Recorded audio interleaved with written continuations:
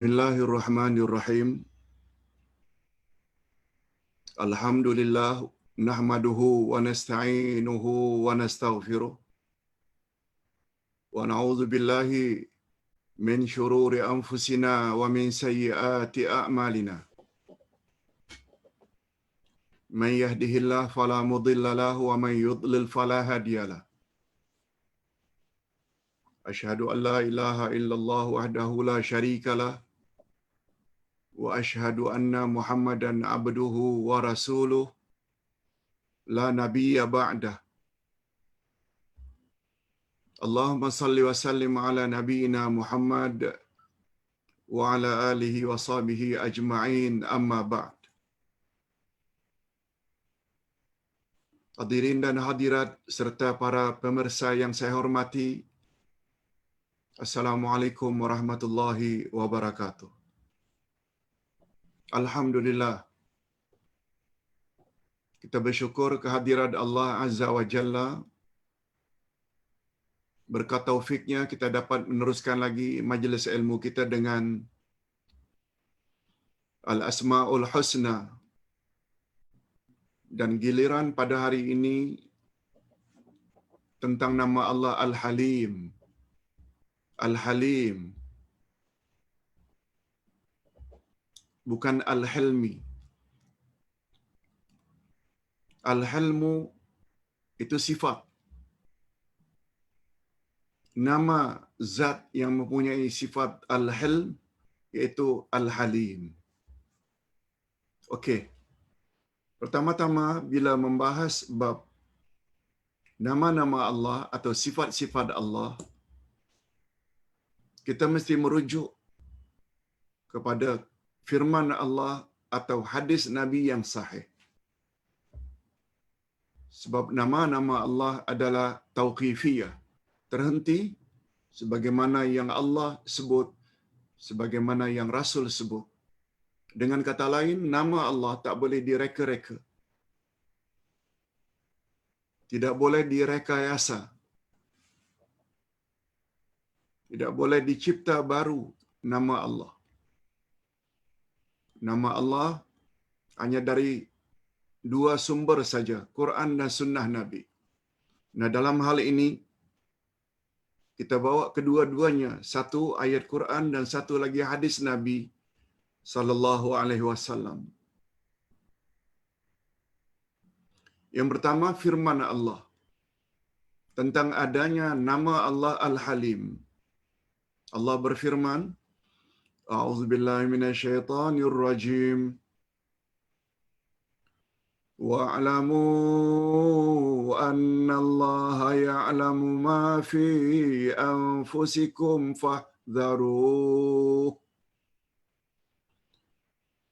Wa'lamu anna Allah ghafurun halim. Terjemahannya, dan ketahuilah bahwasanya Allah mengetahui apa yang ada dalam hatimu. Maka takutlah kepadanya. Maka takutlah kepada Allah. Dan ketahuilah bahawa Allah Maha Pengampun, Ghafur, lagi Maha Penyantun, Halim. Halim diartikan dengan penyantun. Apa makna penyantun? Nanti kita akan bahas maknanya.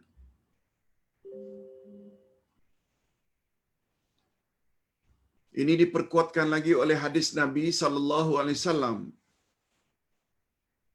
yang diriwayatkan oleh Al-Bazzar dan oleh ulama hadis Al-Muhaddisin. Ia dinilai sebagai hadis yang sahih li ghairi.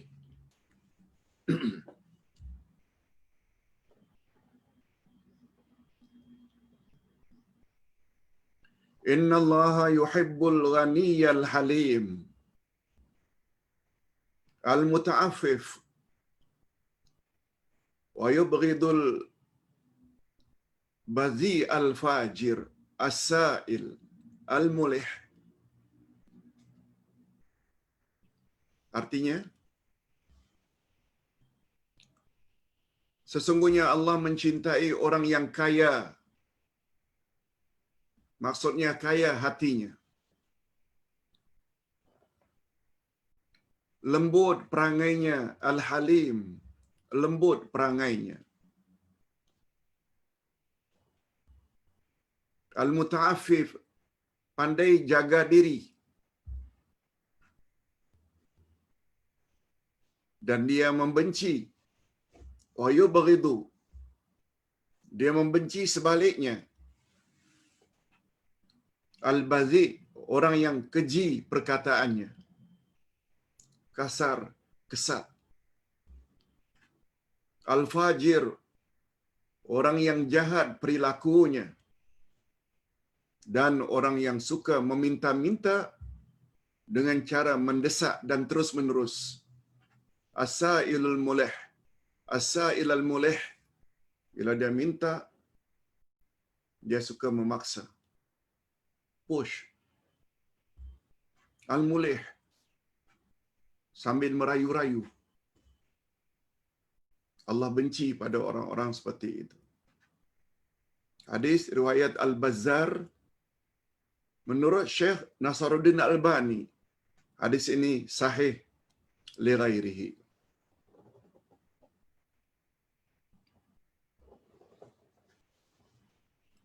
Ustaz jelaskan sedikit syarah al-hadis. Innallaha, sesungguhnya Allah, yuhibbul ghani. Allah suka pada orang yang kaya. Bila ditanya kaya yang macam mana, Ustaz? Kami orang miskin ini Allah tak suka ke? Belum tentu.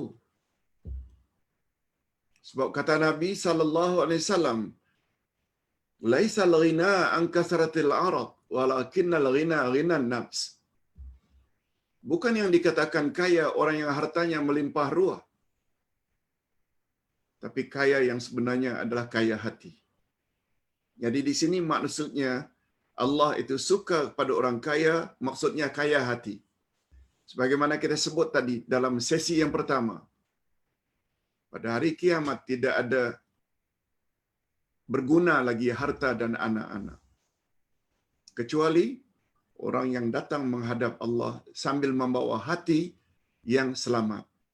Hati yang selamat dari syirik, hati yang selamat dari dengki, ria, ujub, takabur, dan lain-lain. Allah juga suka kepada Al-Halim, orang yang lemah lembut. Hatta dalam berdakwah. Kita ada sebut semalam, apa pesan Nabi kepada utusannya yang akan pergi ke Yaman. Yasiru wa la tu'asiru. Permudahkan orang, jangan kamu persulit. Qarribu wa la tunafiru. Rangkul, approach dengan baik. Jangan orang jadi lari dari Islam gara-gara penyampaianmu kasar. Ajak orang dengan ikhlas. Masalah mereka ikut tak ikut itu urusan mereka. Al-Muta'affif, maknanya yang pandai jaga diri dari perilaku yang tak elok. Tadi kita dah sebut. Siratal Mustaqim itu Islam. Di kiri kanan ada pagar. Semua pagar itu ada pintu yang ditutup dengan tabir yang tipis. Pagar dan pintu itu adalah larangan-larangan Allah. Apabila Anda yang sedang berada di atas jalan lurus ingin masuk ke pintu tersebut, ada yang berteriak dari atas pintu itu, "Celaka kamu, jangan kamu masuk, sebab bila kamu masuk, kamu akan terjerumus ke dalamnya." Apa dia? Yang menyeru dari atas pintu itu. Hati kecil manusia. Sebab manusia tahu yang maksiat itu memang dosa dan akan disiksa nanti. Tapi karena terlalu ikut hawa nafsu, masuk juga. Maknanya itu pilihan awak. Bukan Allah paksa. Begitulah seterusnya. Nah, sekarang kita berpindah kepada makna Al-Halim.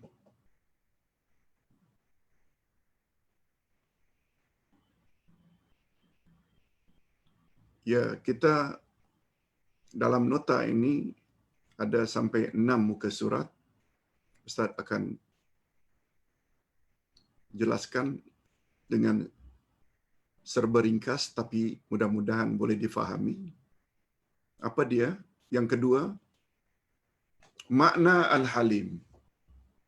Kita tidak cukup sekedar tahu Al-Halim itu nama Allah, tapi kita juga mesti tahu apa makna Al-Halim. Sebab dengan mengetahui makna, baru kita dapat meletakkan diri kita di hadapan Al-Halim. Ingat, Al-Halim adalah sifat Allah. Setiap sifat Allah adalah baik dan terpuji. Oleh sebab itu, kita juga perlu mempunyai sifat yang sama. Al-Hilmi, penyantun. Apa makna penyantun?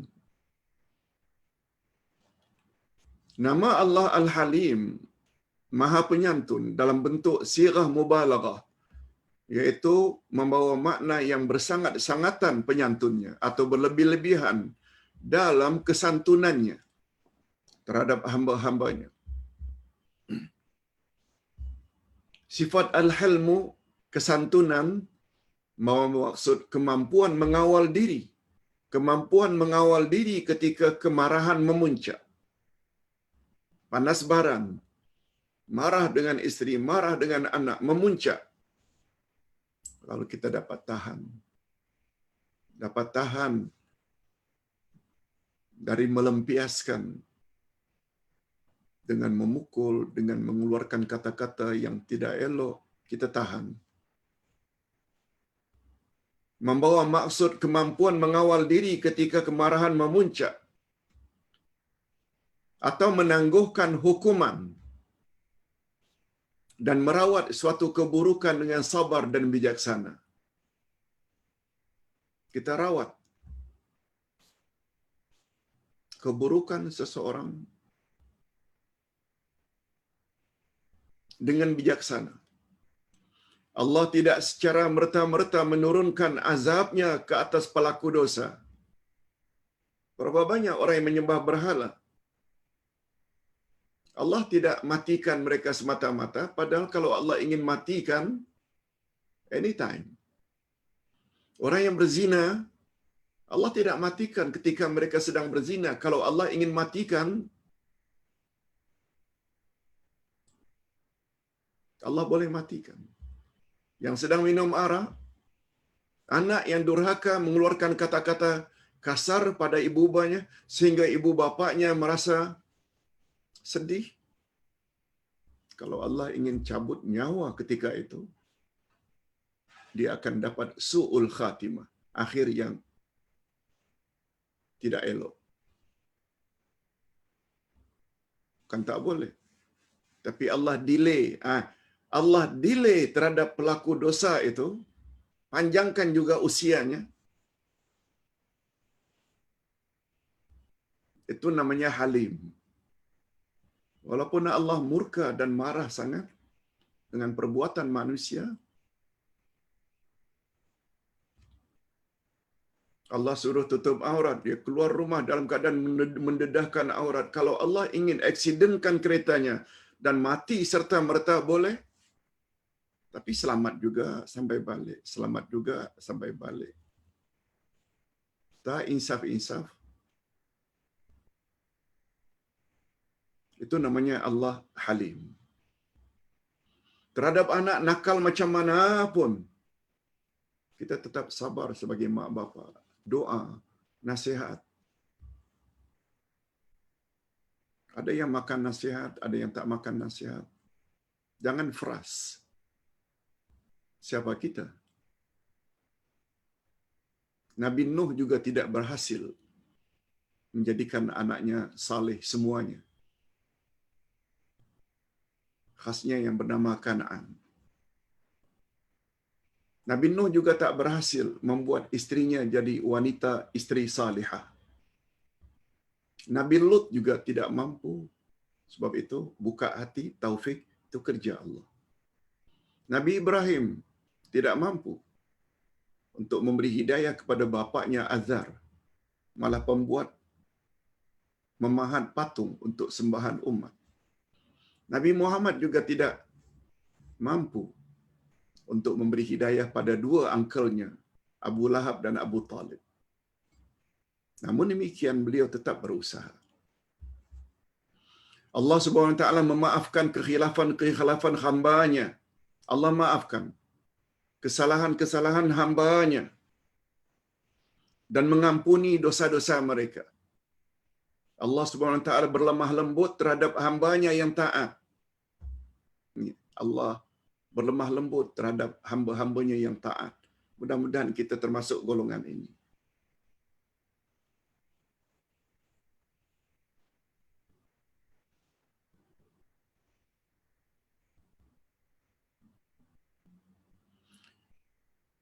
Mengapa Allah berlemah lembut kepada hamba-hambanya yang taat?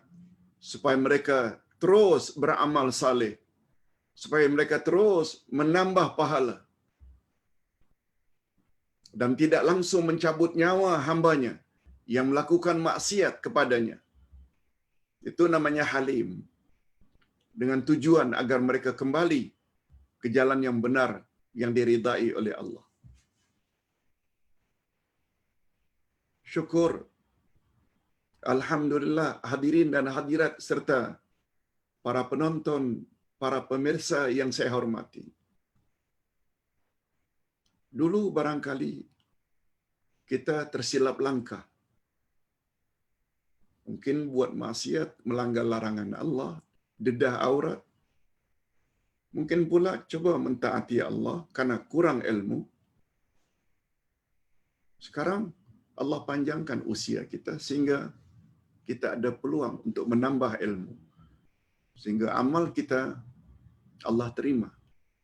Karena kita beramal berasaskan ilmu. Semua ini adalah Al-Halim.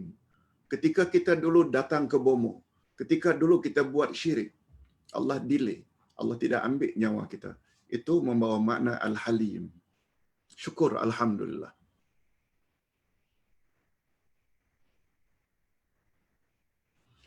Apabila balasan amal buruk itu disegerakan, apabila balasan amal buruk itu disegerakan ketika kejahatan itu dilakukan, saya tidak akan ada seorang pun yang selamat dari azab Allah yang pedih. Sebab prinsipnya semua anak cucu Adam pernah buat salah. Kullu bani Adam khata' wa kharul khata'ina tawwabun.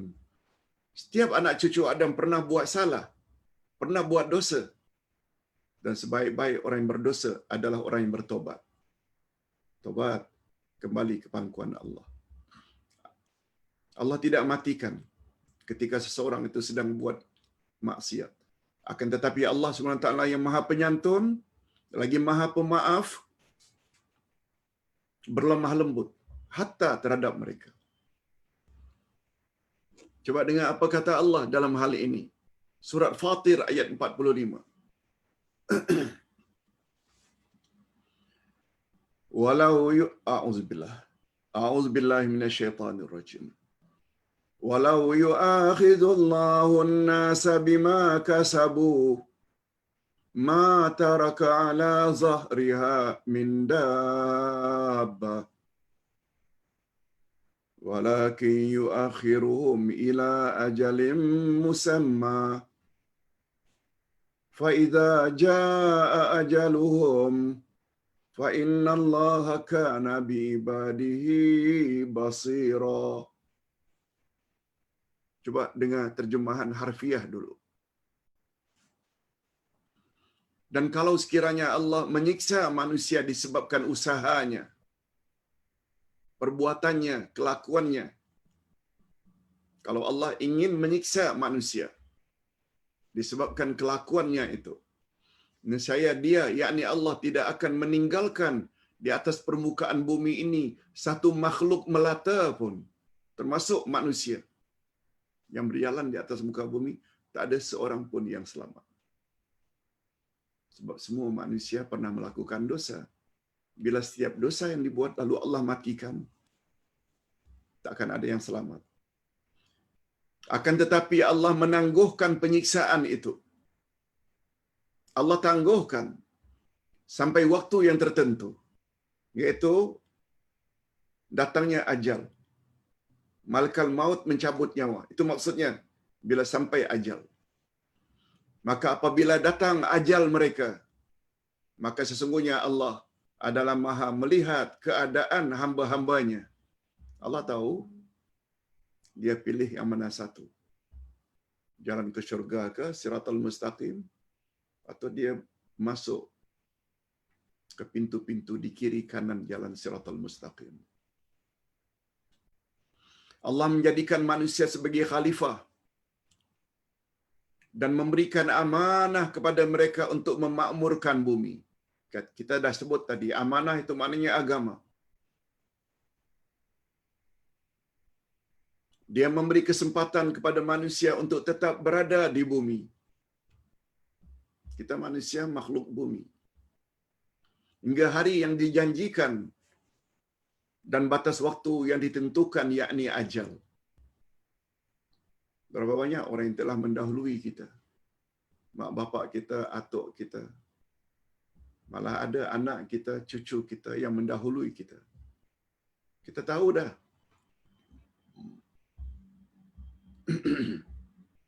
Sebabnya Nabi galakkan bila kita pergi ke kuburan, beri salam. Assalamualaikum ya ahlul kubur minal muslimin wal muslimat. Wahai penghuni kubur dari kalangan orang Islam, laki-laki dan perempuan. Wa inna bikum insyaallah lahiqun. Kami insyaallah tak lama lagi akan menyusul kamu. Jangan tak sebut perkara ini. Oh, takutlah, takut mati. Kalau takut mati, buatlah, patuhlah ajaran Allah. Memang kita semua mesti mati pun. Cuma masalah lambat cepat saja. Dia memberi kesempatan kepada manusia untuk tetap berada di bumi sehingga hari yang dijanjikan. Dan batas waktu yang telah dijanjikan, yaitu ajal. Dengan kesantunannya Allah itu, dia menangguhkan hukumannya terhadap pelaku dosa. Dan dengan kesantunannya, dia menyegerakan balasan yang baik bagi orang yang beriman dan bertakwa. Dia segerakan maknanya di dunia lagi. Orang yang berbuat baik itu disanjung, dihormati. Itu maknanya nikmat segera. Belum lagi menunggu syurga di akhirat. Mudah-mudahan kita termasuk golongan yang terakhir ini. Allah akan beri kita kebahagiaan dunia dan kebahagiaan akhirat. Okey. Kesantunan yang mutlak. Manusia boleh punya sifat sama dengan Allah, tapi terbatas pada lafaz. Allahu halimun. Wal ustazu halimun. Boleh? Allah penyantun. Ustaz juga penyantun.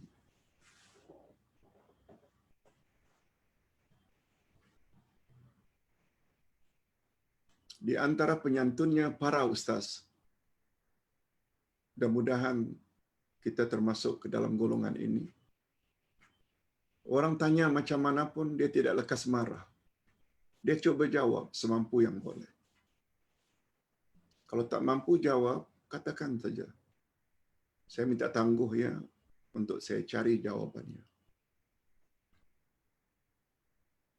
Ini sebagaimana firman Allah dalam surat Ad-Duha. Wa ammas sa'ila fala tanhar. Terhadap orang yang meminta-minta, jangan kamu hardi. Dia bukan terbatas saja ayat itu untuk pengemis yang minta sesuatu. Ketuk pintu, tekan lonceng rumah, minta, lalu dihardik. Jangan. Tapi dalam bahasa Arab, wa ammas sa'ila, sa'il maknanya orang yang bertanya. Sa'ala yas'alu su'alan, orang yang menyoal. To ask. Ada orang yang ask pada kita roti, ada yang ask pada kita duit, ada orang yang ask to ask, iaitu meminta pada kita, menyoal. Menyoal, meminta maknanya. Menyampaikan hasratnya.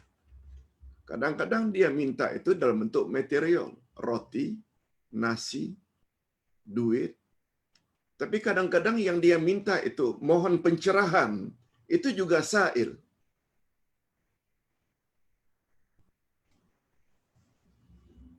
Itu sebabnya Nabi Muhammad sallallahu alaihi wasallam bersabda, "Inna su'ala nisful ilmi." Sesungguhnya menyoal itu, bertanya itu setengah dari ilmu. Apalagi ayat Quran menyebut fas'alu ahla dzikr in kuntum la ta'lamun. Tanyalah kepada orang yang tahu jika kamu tidak tahu. Jadi jangan batasi wa ammasaila fala tanhar. Terhadap orang yang wa ammasaila fala tanhar. Terhadap orang yang bertanya, yang meminta, sama ada material atau soalan agama, mohon pencerahan, jangan kamu hardi. Nah, ustaz-ustaz yang tidak menghardi jemaah, walau soalnya kadang-kadang perkara-perkara yang remeh, itu menunjukkan ustaz tersebut ada sifat halim. Jadi halim, cuma halim yang ada di sisi Allah itu mutlak. Sebab halimnya manusia ini, walau alim macam mana, kadang-kadang sampai ke peringkat marah juga. Bosan juga dengan soalan-soalan yang tidak baik. Kadang-kadang give up juga.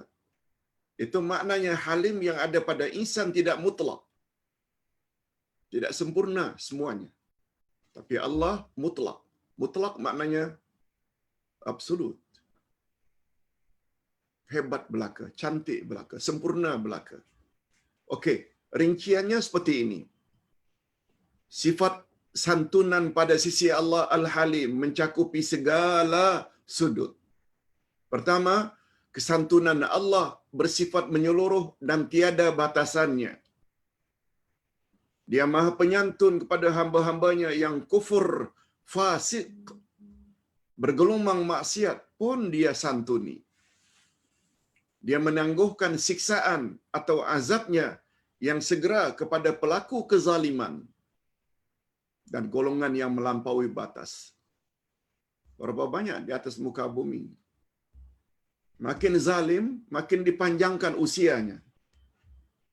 Itu sebabnya bila kita sudah lanjut usia, biar tahu diri sedikitlah. Jangan kata pepatah Melayu, makin tua makin jadi. Dah masanya untuk segera kembali ke pangkuan Allah.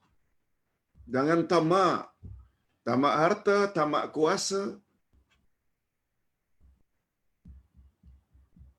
Itu sebenarnya Allah tidak matikan awak karena Allah Maha Penyantun. Hatta terhadap orang macam itu. Yang kedua, Dia Maha Penyantun dan bersedia memaafkan pelaku dosa dan tidak segera mengambil tindakan menghukum atau menyiksa hamba-hambanya yang jahil karena kejahilannya.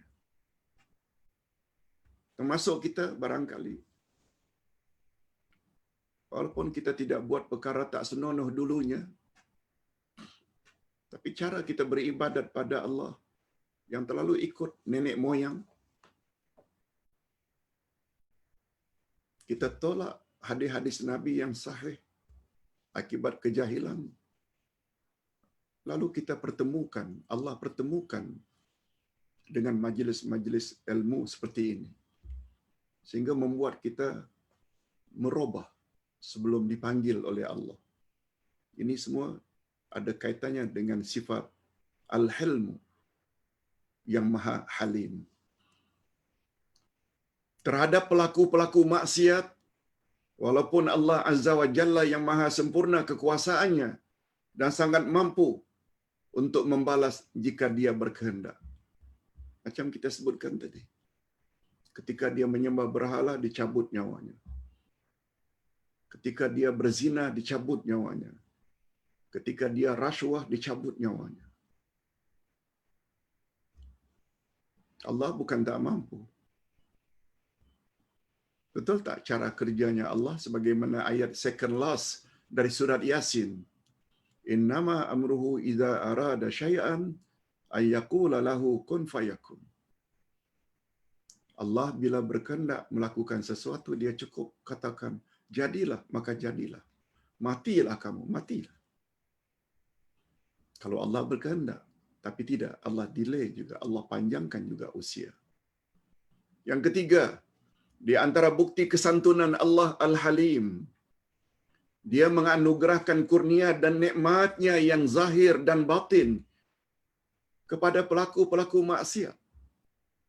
Terhadap pelaku maksiat pun Allah beri nikmat zahir batin. Sebagaimana dia limpahkan nikmat dan kurnia tersebut ke atas hamba-hambanya yang bertakwa. Pelaku-pelaku zina, karena hidup mewah, duit banyak, makin berzina, makin untung bisnesnya. Allah sehatkan badannya. Penzina, peminum arak, berjudi, perasuah, Allah juga supply oksigen untuk dia terus hidup dan bernafas. Kalau Allah ingin sekat oksigen, ingin tahan oksigen, tak usah lama, 5 minit, menggelupur, mati. Tapi Allah karena Al-Halim, Allah supply juga. Allah kayakan juga. Cuma tak tahu diri. Ini yang namanya nikmat istidraj. Nikmat yang boleh membawa kebinasaan. Makin kaya, makin zalim. Makin berkuasa, makin zalim. Sebabnya para penguasa, manfaatkanlah kekuasaan sebaik-baiknya untuk membawa umat kepada Islam sehingga negara menjadi baldatun tayyibatun wa rabbun ghafur, negara yang aman dan makmur.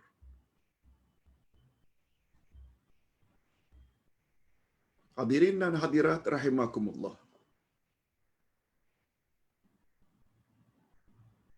Okey, yang keempat, kesantunannya Allah yang nampak jelas dengan memanjangkan umur hamba-hambanya yang taat dan patuh kepadanya agar semakin banyak pertambahan ganjaran pahala sebagai bekal di akhirat nanti. Allahumma ja'alna minhum. Ya Allah, masukkanlah kami ke dalam golongan ini. Sebaliknya dia sengaja menangguhkan siksaan dan azab ke atas pelaku-pelaku dosa. Semoga mereka kembali ke jalan yang benar dan selamat. Itu sebenarnya tujuan Allah panjangkan pelaku-pelaku dosa umur mereka, supaya mereka segera taubat. Yang kelima, jika bukan karena kesantunannya Allah yang luas terhadap pelaku jenayah dan ampunannya terhadap pelaku maksiat, niscaya langit dan bumi tidak akan berada dalam kondisi yang tenang dan seimbang.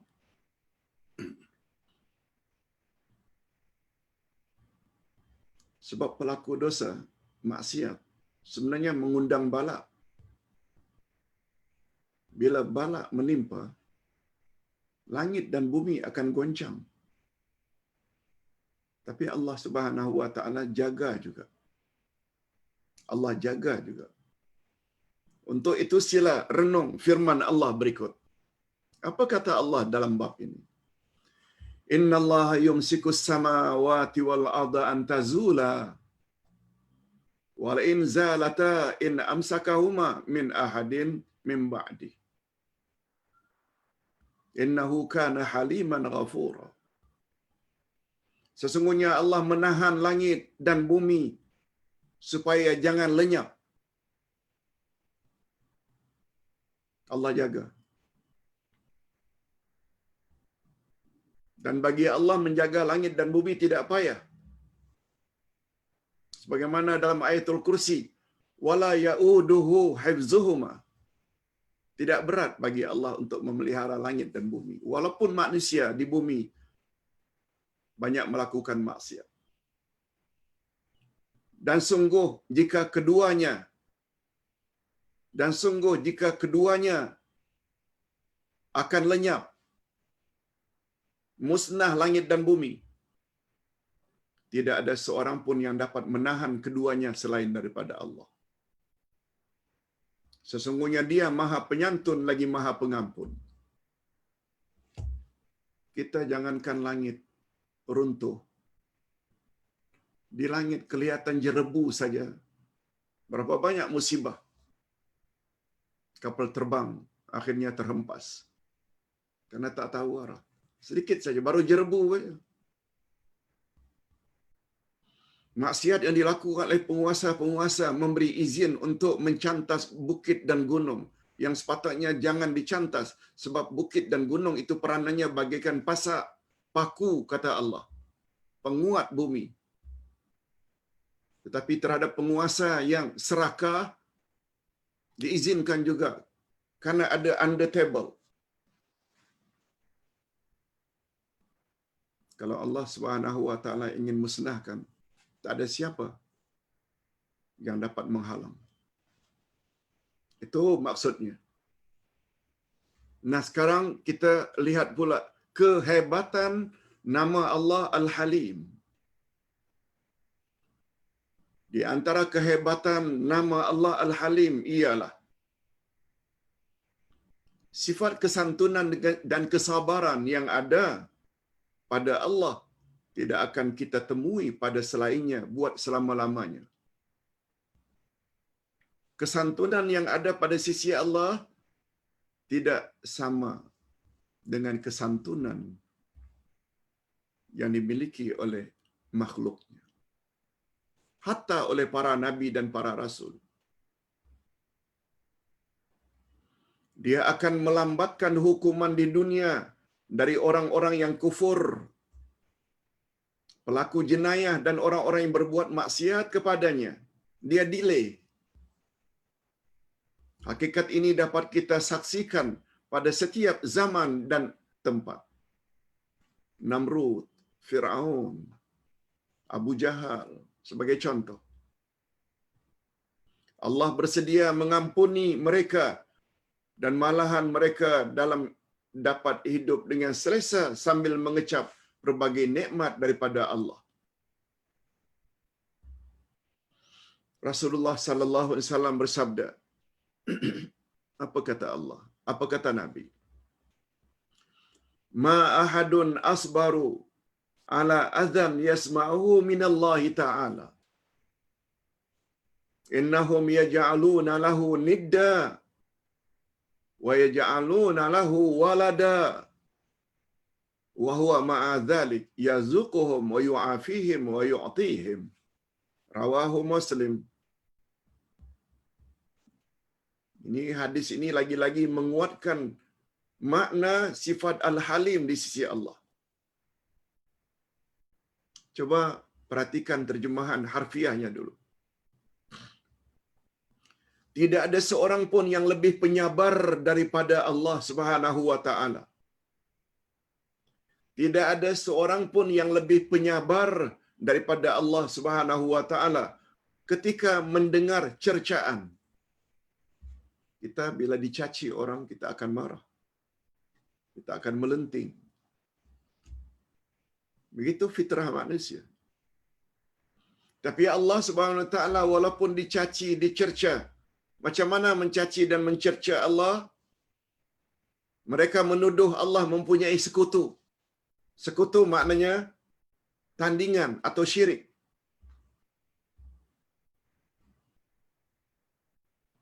Mereka menuduh Allah punya anak.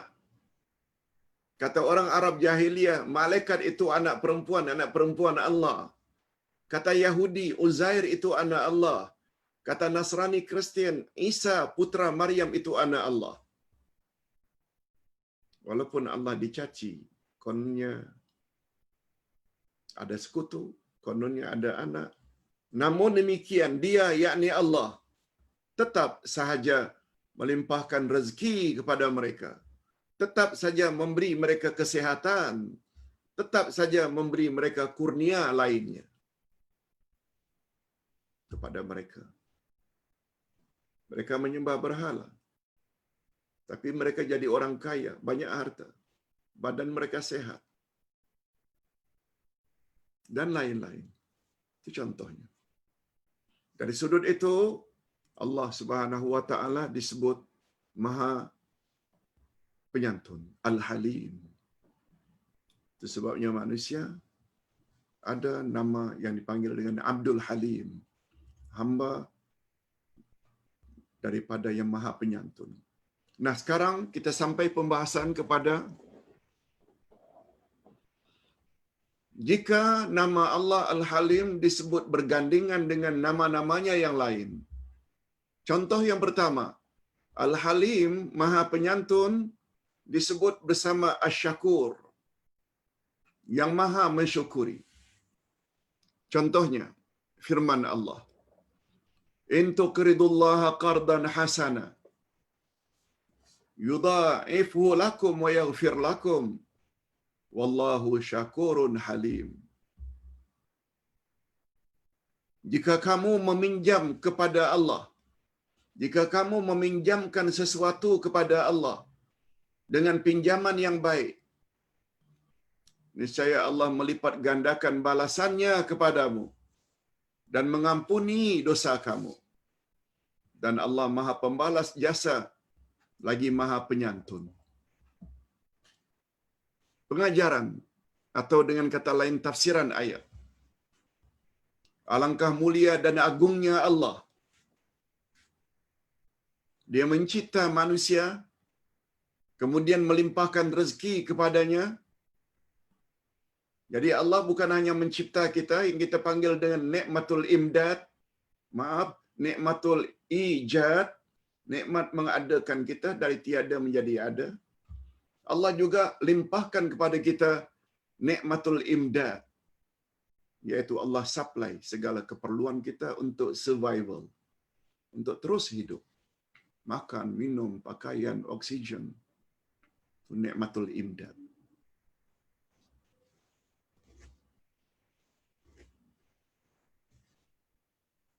Ustaz ulang, alangkah mulia dan agungnya Allah. Dia mencipta manusia kemudian melimpahkan rezeki kepadanya. Selanjutnya menggalakkan mereka memberi pinjaman kepadanya. Menggalakkan mereka yang ada rezeki, tak kiralah banyak macam mana pun, beri pinjaman pada Allah dengan pinjaman yang baik. Dan dia berikan agar dia melipat gandakan ganjaran untuknya.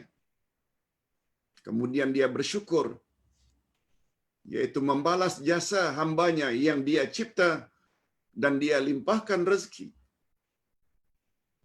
Dia telah berlemah lembut dan menyantuni hambanya, walaupun hambanya terkadang lalai mensyukuri nikmat Tuhannya. Itu sebabnya Allah kata dalam surat Ibrahim ayat 7, La in syakartum la azidannakum, wa la in kafartum inna azabi lasyadid.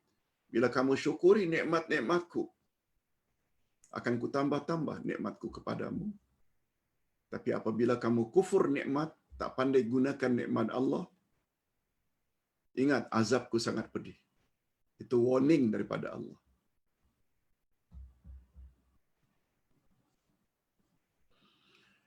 Gandingan yang kedua yaitu Al-Halim, Maha Penyantun, dengan Al-Ghani, Maha Kaya. Ini berdasarkan firman Allah, Qaulun ma'rufun wa maghfiratun khairun min sadaqatin yatabu'a hadza. Wallahu ghaniyyun halim. Perkataan yang baik dan pemberian maaf itu adalah lebih baik dari sedekah yang diiringi dengan sesuatu yang menyakitkan perasaan si penerima. Allah Maha Kaya lagi Maha Penyantun. Al-Baqarah 263. Maksudnya, perkataan yang baik maksudnya menolak dengan cara yang baik atau memberi maaf, yaitu memaafkan tingkah laku yang kurang sopan dari si penerima. Kita bagi sedekah, alah cik, mengapa sikit sangat? Dia ada, kadang-kadang kita dengar masalah itu. Kasihlah lebih. Orang yang penyantun, dia tidak akan lekas marah terhadap orang yang bertanya demikian. Pengajaran ayat. Allah Maha Kaya jika hambanya bersedekah sesuatu, maka pulangan ganjaran sedekah kembali kepada hambanya, bukan kepada Allah. Memang kita bersedekah karena Allah, tapi pulangannya, faedahnya, keuntungannya untuk kita, bukan untuk Allah. Sebab Allah Maha Kaya. Bagaimana dia akan menyiksa hambanya yang tidak bersyukur kepada hambanya? Rezeki saja datang daripada sisinya. Dia tidak segera menghukum mereka dan tidak segera mencerca mereka. Manusia perlu mengambil pengajaran dari sifat ini agar tidak segera kecewa jika pemberiannya tidak dibalas dengan kebaikan. Kita perlu kerenungan.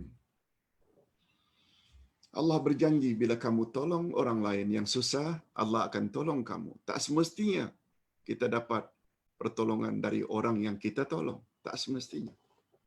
Dan Allah tak pernah mungkir janji. Itu sebabnya orang berterima kasih ke, tak terima kasih ke, kita terus saja. Walaupun, kata Nabi, tidak patutlah bersifat demikian. Orang bagi kita, tolong kita sesuatu. Lalu kita buat saja.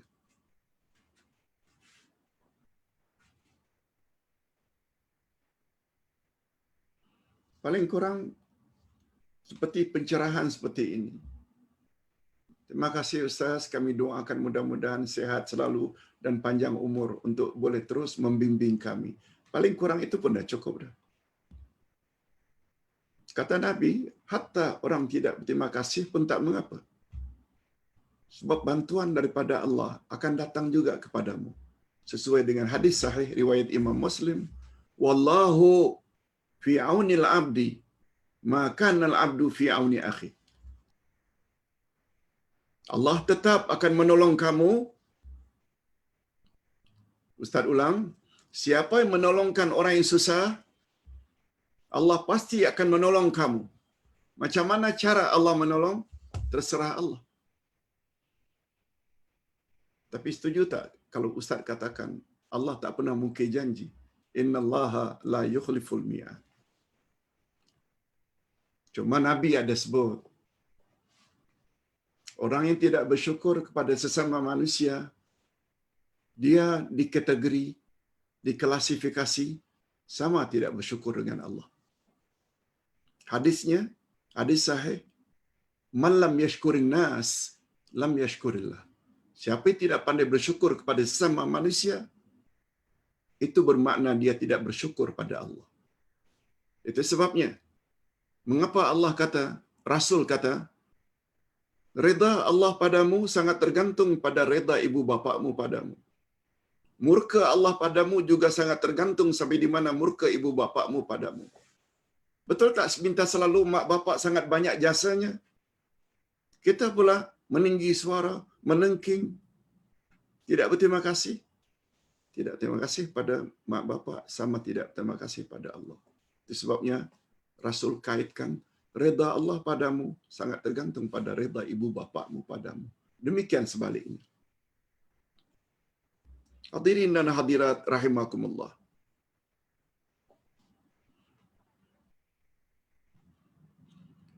Kerana merasa diri agung dan besar sehingga hilang sifat santun. Nah ini. Hati-hati para pembesar dan orang kaya. Karena merasa diri pakai kereta besar, duduk di rumah besar, ada peringkat yang tinggi, status yang tinggi, lalu bangga. Siapa kamu berbanding dengan Allah Azza wa Jalla? Mereka terpedaya dengan kebesaran yang sementara yang mereka miliki sehingga hilang dari mereka sifat santunan. Di sinilah terserlah betapa sempurna santunan Allah Azza wa Jalla. Oh, kita ada buat dua lagi gandingan. Gandingan antara Al-Halimu Maha Penyantun dengan Al-Ghafur Maha Pengampun. Allah Subhanahu wa taala berfirman, "Inna Allah yumsiku as-samawati wal arda an tazula wa la in zalata in amsakahuma min ahadin min ba'di innahu kana haliman ghafura." Ayat ini telah kita jelaskan di atas tadi. Tapi tak apa, Ustaz ulang balik. Sesungguhnya Allah menahan langit dan bumi supaya jangan lenyap, jangan jatuh. Dan sungguh jika keduanya akan lenyap, tidak ada seorang pun yang dapat menahan keduanya selain daripada Allah. Sesungguhnya Dia, yakni Allah, adalah Maha Penyantun lagi Maha Pengampun. Pengajaran. Allah Subhanahu wa taala melihat hamba-hambanya yang kufur. Allah lihat mereka yang berbuat maksiat kepadanya. Namun Dia menyantuni mereka dan tidak menyegerakan hukuman ke atas atau siksaan ke atas mereka. Malah ditutupnya keburukan mereka. Semoga mereka memohon ampunan dan bertobat kepadanya. Berapa banyak penzina yang orang tak tahu dia penzina. Sebab dia salat juga. Berapa banyak orang yang tak tahu, orang yang telah haji dan umrah berkali-kali itu rupanya dari duit rasuah. Tapi Allah tutup. Karena tidak tertangkap lagi. Itu maknanya Allah Maha Penyantun. Dan dari sudut lain pula Dia Maha Pengampun ke atas hamba-hambanya yang bertobat. Dan Dia Maha Penyantun ke atas hamba-hambanya yang tidak bertobat. Tobat ke, tak tobat ke, Allah Maha Penyantun. Kalau bertobat lagilah, Allah tarhib, welcome, kata Allah. Sampai Nabi ada sebut, Allah Subhanahu wa taala senantiasa membuka pintu tobat pada waktu malam terhadap dosa-dosa yang hamba-hamba buat pada waktu siang. Dan Allah senantiasa membuka pintu tobat kepada hamba-hambanya yang melakukan maksiat pada waktu siang terhadap maksiat yang mereka lakukan pada waktu malam. Maknanya 24 jam ini terbuka senantiasa. Hanya pintu tobat ditutup bila dah nazak dah. Bila sakaratul maut. Oleh sebab itu satu perkara yang tak boleh ditangguh-tangguhkan selain amal saleh, selain menuntut ilmu, selain daripada mengkebumikan biar segera, jangan delay orang mati, juga termasuk salah satu yang tak boleh kita lambat-lambatkan, tangguh-tangguhkan, delay adalah tobat.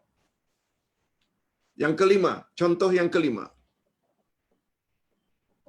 Gandingan Al-Halimu Maha Penyantun dengan Al-Alimu Maha Mengetahui. Halim, Alim.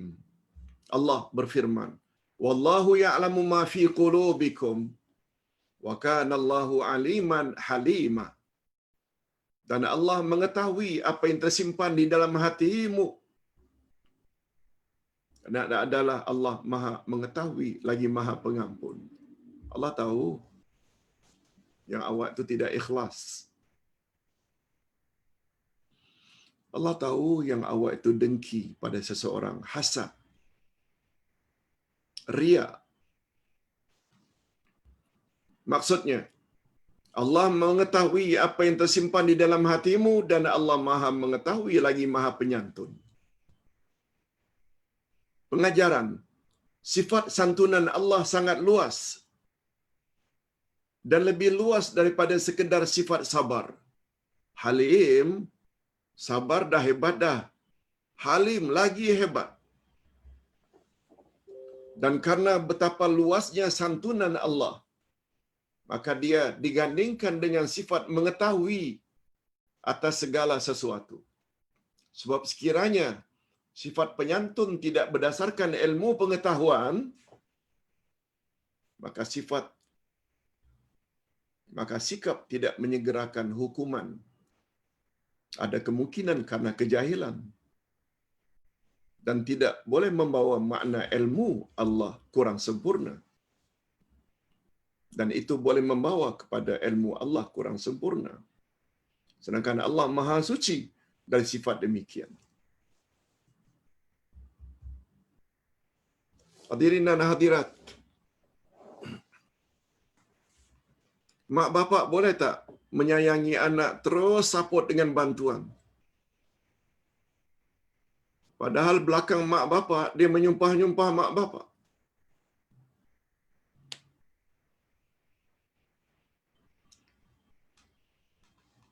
Ada tak para penguasa? Tak usah penguasa lah. Orang biasa saja. Yang kita respect dan hormat dia. Ulang alik surau masjid. Tapi dia sebenarnya perasuah. Sebenarnya dia penzina. Sebenarnya dia itu peminum arak. Sebenarnya dia itu penjudi. Cuma kita jahil. Jahil maknanya tak tahu. Oleh sebab itu, terus saja kita respect dan hormat dia. Boleh terjadi tak itu pada manusia? Boleh. Sebab manusia tak tahu apa yang orang itu lakukan ketika berjauhan dengannya. Tapi Allah tidak. Allah tahu betul itu penzina. Allah tahu betul itu penyembah berhala. Lalu Allah tahu betul siapa yang riak, syirik dan lain-lain. Namun Allah tetap santuni mereka. Kalau Allah nak siksa, boleh. Anytime. Di situ maksudnya ayat ini. Dalam keadaan dia tahu segala-galanya, dia benarkan manusia terus hidup dengan selesa di dunia ini. Nah, sekarang kita sampai ke bahagian yang terakhir, iaitu kesan beriman kepada sifat Al-Hilm atau nama Allah Al-Halim. Nah, sekarang 1 jam kurang 3 minit kita sudah bercakap tentang Al-Halim, nama Allah dari segala angle. Dalilnya dari Quran, dalilnya dari hadis Nabi. Kehebatan nama Allah Al-Halim. Bila nama Allah Al-Halim digandingkan dengan Asy-Syakur, Al-Ghafur, Al-Alim, semua telah kita jelaskan. Nah, sekarang tanya pada diri masing-masing. Ada kesan tak apa yang saya dengar tadi? Dalam membina, meluruskan tindak tanduk harian saya untuk future, masa depan. Azam itu mesti ada. Sebab ingat, di antara ciri-ciri orang fasik, Allah sebutkan dalam Al-Quran, wa yaqta'una ma amarallahu bihi an yusal. Di antara ciri-ciri orang fasik yang tidak akan dapat hidayah dan petunjuk Allah, mereka yang memutuskan sesuatu yang perlu mereka hubungkan. Setengah ulama kata, maksudnya menghubungkan silaturahim, jangan diputuskan. Dan ulama tafsir lainnya pula mengatakan, termasuk memutuskan hubungan terhadap sesuatu yang Allah suruh supaya disambung, iaitu memutuskan antara ilmu dengan amal. Memutuskan antara iman dengan amal saleh. Memutuskan antara teori dengan praktikal. Kita banyak tahu, tapi kita tak buat. itu termasuk ke dalam memutuskan sesuatu yang Allah suruh supaya dihubungkan. Dan bila kita ada pada kita sifat itu, bermakna kita termasuk orang fasik. Dan orang fasik Allah sebut, Allah tidak akan beri hidayah. Na'udzubillah min dzalik. Nah, kesan beriman kepada nama Allah Al-Halim, Maha Penyantun, antara lain, satu, seseorang akan memiliki sifat lemah lembut, penyabar dan tidak tergesa-gesa, terburu-buru ketika membuat keputusan atau menghukumi sesuatu. Tidak. Dia akan fikir, dia akan ajak musyawarat. Di antara dia senantiasa berfikir ulang. Dia senantiasa berfikir ulang. Berfikir lagi ketika akan mengucapkan atau berbuat sesuatu. Bukan asal ucap saja. Sebabnya kata Nabi dalam hadis sahih, "Man kana yu'minu billahi wal yawmil akhir, falyakul khairan aw liyasmut." Barang siapa yang benar-benar mantap imannya terhadap Allah dan hari akhirat, niscaya dia akan bercakap benar atau diam saja. Itu maksudnya. Sebelum bercakap, sebelum berbuat, dia fikir dulu. Dia senantiasa berfikir ulang ketika akan mengucapkan atau berbuat sesuatu dalam usahanya untuk memilih mana yang lebih layak baginya dan bagi orang lain. Mana yang lebih layak? Rasulullah sallallahu alaihi wasallam pernah berkata kepada sahabatnya yang bernama Asaj bin Abdul Qais. Apa kata Nabi? Inna fika khaslatain yuhibbuhumallahu al-hilmu wal-anah. Rawahu Muslim. Hadis sahih riwayat Imam Muslim. Apa artinya? Wahai Ashaj bin Abdul Qais, ingat, kata Nabi, sesungguhnya pada dirimu terdapat dua perangai yang sangat dicintai oleh Allah, yaitu al-hilmu, penyantun atau penuh pertimbangan, tidak tergesa-gesa membuat keputusan, itu al-hilm, wal-anah. Wal-anah maknanya tidak tergesa-gesa. Fikir sebelum bertindak. Rupanya sifat itu sangat disukai oleh Allah Azza wa Jalla, sebagaimana sabda Nabi berdasarkan hadis sahih riwayat Imam Muslim. Itu sebabnya Nabi sebut dalam hadis yang lain, at-ta'anni minallah wal ajalah minasyaitan. At-ta'anni minallah. Ini dia at-ta'anni, barangkali ada kaitannya dengan al-ana. At-ta'anni minallah. At-ta'anni ini tidak tergesa-gesa, tidak gopoh-gapah. Mungkin dalam istilah moden, slow and steady. Slow tapi steady. Itu adalah daripada Allah. Wal ajalah minasyaitan. Sedangkan gopoh-gapah, terburu-buru itu dari syaitan. Makin memperkuatkan lagi bahawa sifat penyantun ini tidak segera membalas perbuatan buruk orang kepada kita. Rupanya Allah suka sifat itu. Dan tidak tergesa-gesa dalam mengambil keputusan.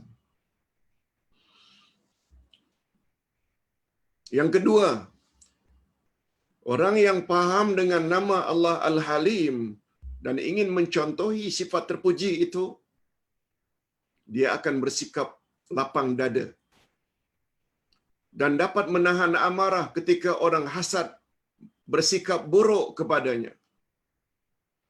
Sebaliknya dia akan bersegera meminta maaf ketika berbuat salah kepada saudaranya seagama. Minta maaf. Andai kata dia tersalah langkah. Ataupun segera memaafkan jika orang lain berbuat salah kepadanya. Itu juga membawa kesan sifat al-hilm yang dia miliki. Bukan saja dia segera minta maaf bila dia buat salah pada orang lain, dan dia juga segera memaafkan bila orang lain berbuat salah kepadanya, walaupun orang itu tidak minta maaf. Cantik bila kita punya sifat macam ini. Kita mohon pada Allah, mudah-mudahan Allah hiasi diri kita masing-masing dengan sifat ini. Suami terhadap isteri, isteri terhadap suami, ibu bapa terhadap anak-anak, dan anak-anak terhadap ibu bapa yang sudah lanjut usia. Halim. Kalau dimarahi oleh mak bapa, dapat menahan diri, sebab di balik kemarahan itu barangkali ada hikmah.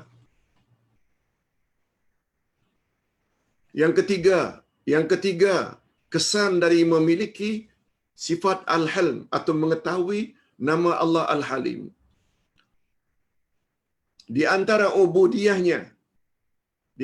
ubudiyahnya, yaitu penghambaannya, ibadatnya terhadap Allah al-Halim, dia akan menjadi orang yang penyantun dan tidak segera menghukum seseorang yang menyakitinya. Kalau Allah Subhanahu Wa Taala Maha Penyantun, padahal dia Maha sempurna kekuasaannya dan kekuatannya, maka adalah lebih utama dia memiliki sifat penyantun, sebab dia makhluk yang lemah dan kerdil. Kalau Allah saja Maha Kuat, dapat menahan untuk segera menurunkan bencana kepada hambanya, padahal dia Maha Tahu dan dia Maha Berkuasa, apalagi kita. Memaafkan itu lagi cantik.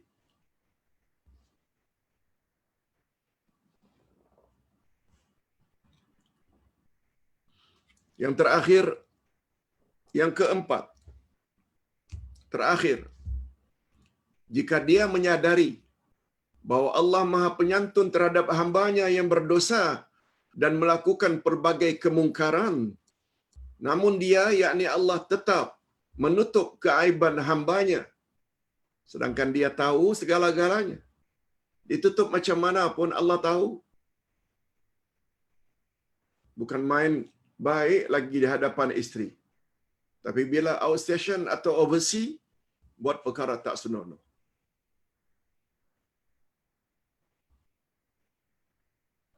Allah tahu segala-galanya. Walaupun isteri atau suami tak tahu apa yang isteri buat di luar rumah, apa yang suami buat ketika outstation.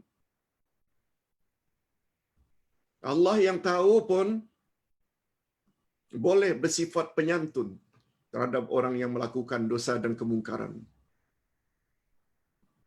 Maka dampaknya, implikasinya, maka kesannya kepada kita yang meyakini namanya Al-Halim adalah lebih utama untuk menutupkan kesalahan-kesalahan dan keaiban orang lain yang kita saksikan sendiri, bukan dengan mendedahkannya atau memalukannya. Sebabnya kata Nabi sallallahu alaihi wasallam, "Man satara ala muslimin fid dunya, satarallahu lahu fid dunya wal akhirah." Atau kama qala Rasul sallallahu alaihi wasallam. Apa artinya? Siapa yang suka menutup-nutupkan keaiban dan kecacatan saudaranya di dunia, dia tutup, dia tahu orang itu buat salah, dia tutup, Allah Subhanahu Wa Taala akan tutup kesalahannya di dunia dan di akhirat. Ingin tak kesalahan kita Allah tutup dan tidak dedahkan? Caranya senang saja. Jangan kita bongkar rahasia atau keaiban orang-orang yang kita tahu dia berbuat tidak baik. Kecuali pendedahan itu membawa manfaat untuk orang ramai. Siapa yang rasuah, dedahkan saja supaya orang ramai tahu itu perasuah. Siapa orang yang menghina agama, dedahkan saja supaya orang lain ambil iktibar. Jangan sekali-kali hinakan agama. Hadirin dan hadirat rahimakumullah, selama 1 jam 10 minit kita dah dedahkan tentang nama Allah Al-Halim. Ustaz cukup sampai di sini dulu. Ini juga tidak kurang pentingnya memahami subjek nama Allah Al-Halim, Al-Asma'ul Husna, sebagaimana pentingnya subjek pertama jam 8 tadi, iaitu gambaran Siratal Mustaqim di dunia ini. Wabillahi taufiq wal hidayah. Wassalamualaikum warahmatullahi wabarakatuh.